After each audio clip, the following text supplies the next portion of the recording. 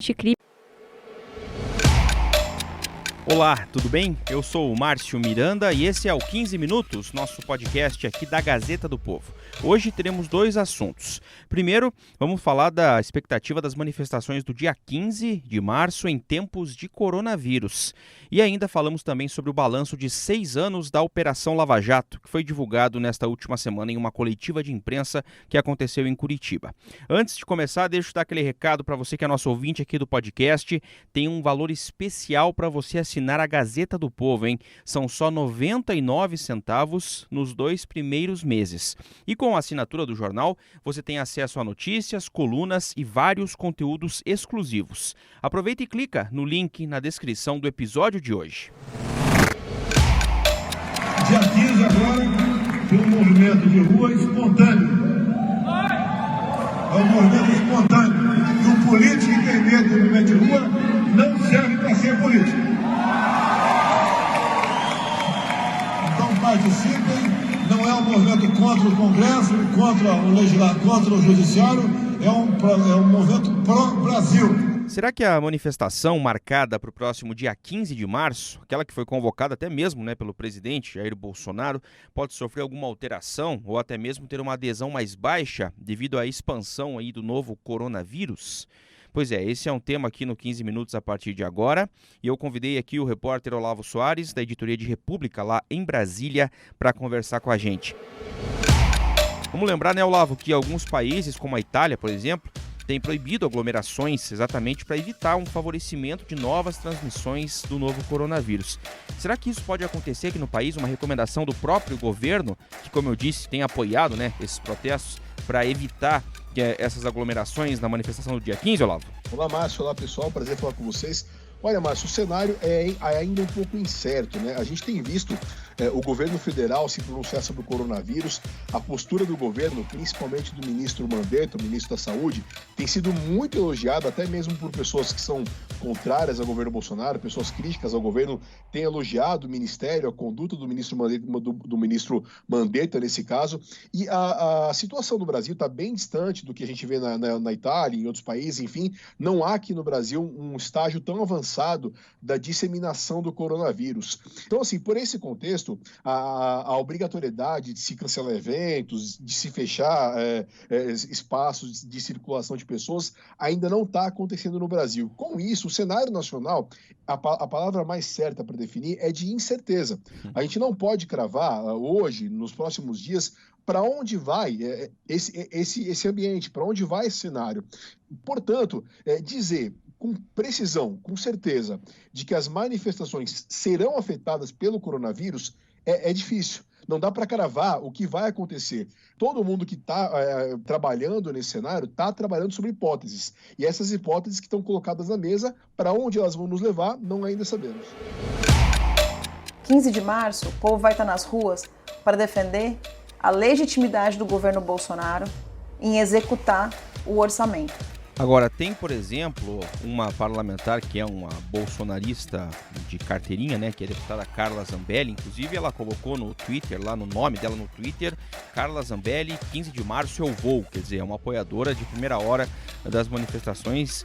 E ela mostrou uma certa preocupação, vamos dizer assim, ao pedir informações ao ministro da Saúde, o Luiz Henrique Mandetta, sobre o risco de disseminação do vírus. Ou seja, há uma certa preocupação também até mesmo entre as pessoas que estão ligadas, vamos dizer assim, à manifestação, Isso mesmo, Márcio. A Carla Zambelli, como você expôs, ela colocou isso. Qual que é a ideia dos governistas nesse caso? Para fazer com que as manifestações elas ocorram com uma chancela de que, olha, a gente pode fazer sem risco de disseminar o vírus, Eles querem que as manifestações ocorram com, digamos que um carimbo oficial, E isso ainda não teve essa resposta por parte do Ministério da Saúde. Como eu falei no começo, o Ministério ele ainda não tomou nenhuma atitude firme aqui no Brasil em relação a impedir eventos, impedir manifestações, impedir eventos esportivos, como a gente tem visto na Europa. E aí, por isso, essa solicitação da deputada Carla Zambelli, que ainda não foi respondida. Existe um cenário, então, de aguardo, de espera, de ver como o Ministério da Saúde vai se pronunciar. Ainda não temos definições. Obviamente, temos no momento uma crise, uma pequena crise, no meu entender, é muito mais fantasia a questão do coronavírus, que não é isso tudo que a grande mídia propala ou propaga pelo mundo todo. Vamos falar uma verdade também, né, Olavo? Talvez um dos principais interessados na manifestação, aí, tanto que fez essa convocação, foi o presidente Jair Bolsonaro, que por enquanto tem tratado assim o problema do coronavírus, até classificando como um problema superdimensionado. Dá para dizer que tem minimizado os riscos aí do coronavírus, isso é uma verdade, né?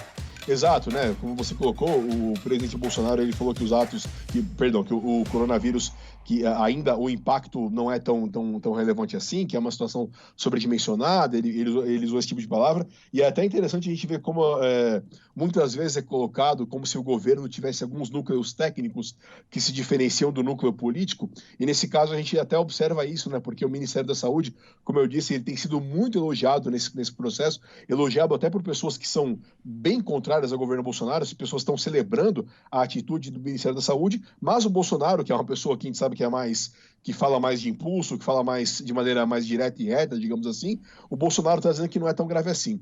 A gente lembra, né, que o Bolsonaro, na semana passada, no dia 7, num ato lá em Roraima, ele chamou as pessoas para irem às ruas, né? De certo modo, foi uma sinalização do presidente da República no sentido oposto. Olha, vão às ruas. E aí a gente vê, por outro lado, o Ministério da Saúde talvez indicando que as pessoas não devessem ir às ruas. Portanto, assim, isso remete ao que eu falei no início. Um incremento desse cenário de incerteza, um cenário de imprevisibilidade. É difícil a gente agora falar que os atos vão ser um fracasso por conta do coronavírus. Temos que aguardar, porque pode ser que o Ministério da Saúde ainda baixe, ainda se pronuncie de maneira mais incisiva em relação a isso. Pois é. E a gente vai acompanhar essas mudanças também. Olavo, obrigado. Até a próxima. Obrigado, Márcio. Um abraço.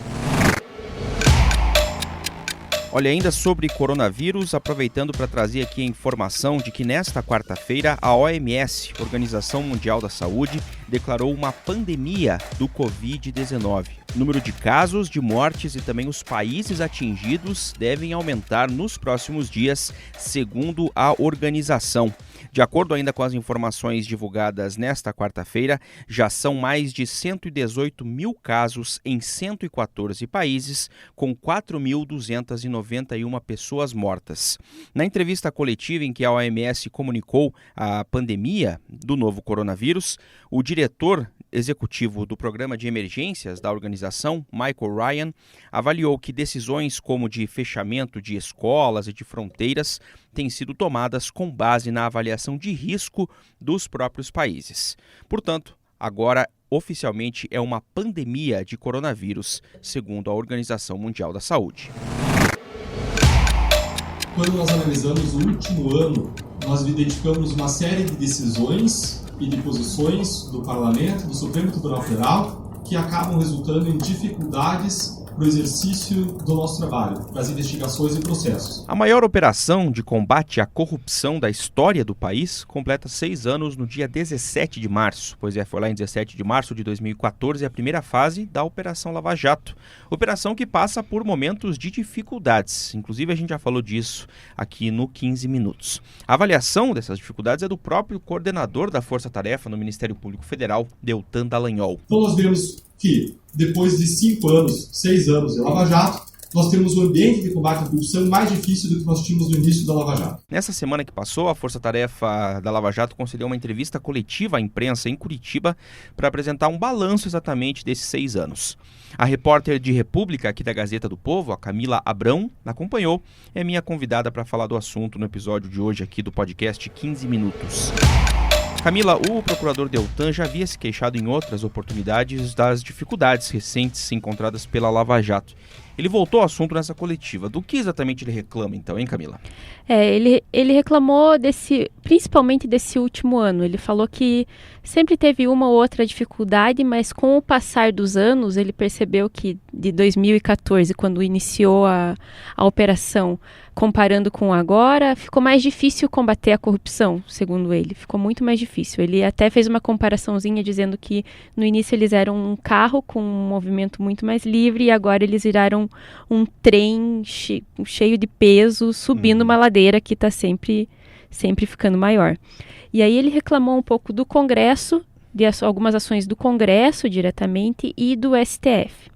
Do Congresso ele reclamou um pouco da desidratação, pacote anticrime, que foi aprovado, mas alguns itens foram retirados ali da pauta para ele conseguir ser aprovado. Foi aquela confusão e ele reclamou disso. E em setembro nós tivemos a aprovação de uma lei de abuso de autoridade que trouxe algumas regras boas, mas que trouxe também regras que impedem ou dificultam a atuação de autoridades públicas contra corruptos poderosos. Do STF a lista é um pouquinho maior. Sim.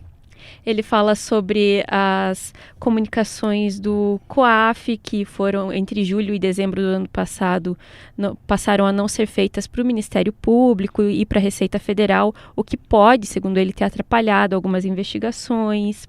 A decisão do STF de remeter casos de Caixa 2 para a Justiça Eleitoral, que o Deltan classifica que isso não é tão útil assim, não funciona tão bem quanto manter na justiça criminal. O maior perigo dessa decisão, o maior prejuízo gerado por ela é porque, além de decidir que a competência é a justiça eleitoral, ele aplicou essa nova regra retroativamente para investigações e processos que se desenvolveram quando ela não existia. A mudança da ordem das alegações, que antes não existia, o delator e delatado davam as suas alegações juntos, davam os depoimentos, cada um no mesmo tempo, digamos assim. E hoje em dia não, o delator faz a sua delação e depois disso o delatado vai lá e se defende. Esse foi o entendimento do Supremo, né, naquela decisão polêmica também, inclusive, que levou até a anulação de casos. Sim, ele falou disso também. O Supremo fez uma interpretação do princípio da ampla defesa, concretizou nessa regra, essa é uma atividade legítima do Supremo, fazer essa interpretação. Agora o problema é que ele aplicou essa regra para trás, para investigações e processos que tramitaram quando essa regra não existia, o que já gerou a anulação de 3 casos, sendo 2 criminais e um civil. Inclusive, um deles houve a condenação de uma empreiteira a pagar mais de 380 milhões de reais. E foi um caso anulado. Falou sobre o novo entendimento com relação à prisão após condenação em segunda instância. Talvez a maior das derrotas, né? Exatamente, que acabou soltando o ex-presidente Lula, que estava há mais de 500 dias preso aqui na Superintendência da Polícia Federal em Curitiba. E a reclamação maior é que ele acha que isso, além de impedir o combate à corrupção, traz também uma insegurança jurídica. Com relação ao Poder Executivo, ele até falou uma coisa ou outra ali, ele acha que o pacote anticrime foi o maior avanço do Poder Executivo, apesar da desidratação, mas ele sente mais essa ofensiva, vamos pôr essa palavra assim, do Congresso e por parte do Congresso e do STF. Ele retomou esse tema que ele havia falado algumas vezes, inclusive em entrevista no passado que é a Gazeta do Povo, Sim. uma entrevista exclusiva, ele citou esses mesmos tópicos e até falava, reclamava de todos os poderes, né, nessa ofensiva contra o combate à corrupção. Os movimentos negativos contra a atuação contra a corrupção não param hoje no Legislativo e no Judiciário. Nós tivemos recentemente ações do presidente que foram lidas como uma intervenção indevida na Polícia Federal, na Receita Federal. Nós temos uma mudança do COAF, que estava no Ministério da Justiça, foi para o Ministério da Economia, agora está indo para o Banco Central, retirando da chefia do COAF uma pessoa dedicada, competente, que mostrou seu valor e seu serviço à sociedade na Lava Jato, que é o auditor da Receita Federal, Roberto Leonel. No caso do Executivo, à época, lá ele falava da questão da mudança do COAF, né? A saída do Roberto Leonel, que era o responsável pelo COAF, daí ele passou a ser integrador ao Banco Central, enfim, também toda aquela polêmica. Retomou o tema aí nessa conversa.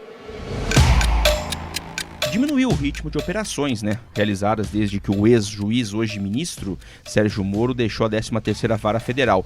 Esse tema também foi falado na coletiva de imprensa? O ritmo diminuiu, mas ainda o número de operações foi grande em 2019. O que acontece é que as operações agora são desdobramentos de operações mais antigas. Foi falado sobre isso também na coletiva. Uma coisa que eles citaram, assim, com relação ao novo chefe da Justiça Federal, digamos assim, da Lava Jato, o substituto do Moro, que é o juiz federal Luiz Antônio Bonar, o procurador Deltan Dallagnol até defendeu. Ele falou que a gente não pode chegar a comparar o Bonar com o Moro, porque o Bonar chegou faz 1 ano, e ele não se inteirou ainda de todos os casos. Ele ouviu, ano passado, mais de 40 pessoas foram ouvidas com relação a investigações da Lava Jato aqui na Justiça Federal em Curitiba, na 13ª Vara. E eles dizem que é injusto comparar as ações na Justiça Federal do que o Bonar está fazendo agora com o que o Moro fez. O ritmo dá a impressão realmente que diminuiu, mas o número de operações ainda foi um dos maiores dos últimos anos. Mas é que talvez não teve toda aquela repercussão, exatamente. Nós precisamos observar que sempre que existe uma troca de quadros da Lava Jato, existem vários meses de adaptação para tomar conhecimento da imensidão do esquema criminoso, da imensidão dos casos, das evidências, da massa de provas.